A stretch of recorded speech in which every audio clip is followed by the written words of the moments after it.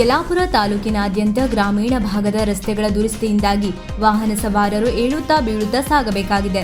ಹಾಗಾಗಿ ಗ್ರಾಮೀಣ ಪ್ರದೇಶದ ಅಲ್ಲಲ್ಲಿ ಸ್ಥಳೀಯ ಜನಪ್ರತಿನಿಧಿಗಳು, ಮುಖಂಡರೇ ತಾತ್ಕಾಲಿಕ ದುರಸ್ತಿಗೆ ಮುಂದಾಗಿದ್ದಾರೆ.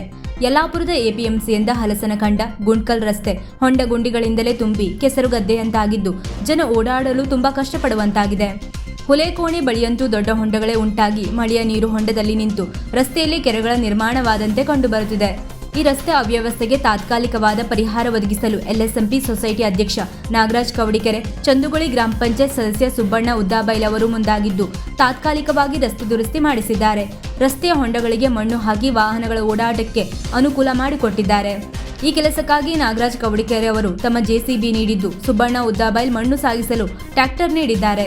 ಇನ್ನಷ್ಟು ಹೊಂಡಗಳನ್ನು ಮುಚ್ಚುವ ಕಾರ್ಯಕ್ಕೆ ನೆರವಾಗುವ ಭರವಸೆಯನ್ನು ಎಲ್ಎಸ್ಎಂಪಿ ಮಾಜಿ ಅಧ್ಯಕ್ಷ ಎಲ್ಪಿ ಭಟ್ ಗುಂಡ್ಕಲ್ ನೀಡಿದ್ದಾರೆ. ರಸ್ತೆ ಲೋಕೋಪಯೋಗಿ ಇಲಾಖೆಗೆ ಸೇರಿದ್ದಾದರೂ ದುರಸ್ತಿಗೆ 3 ಕಾಸು ಬಾರದ ಕಾರಣ ಸ್ಥಳೀಯ ಮುಖಂಡರೇ ರಸ್ತೆ ದುರಸ್ತಿಗೆ ಮುಂದಾಗುವ ಅನಿವಾರ್ಯತೆ ಬಂದಿರುವುದು ಸರ್ಕಾರದ ದುರವಸ್ಥೆಗೆ ಹಿಡಿದ ಕನ್ನಡಿಯಾಗಿದೆ.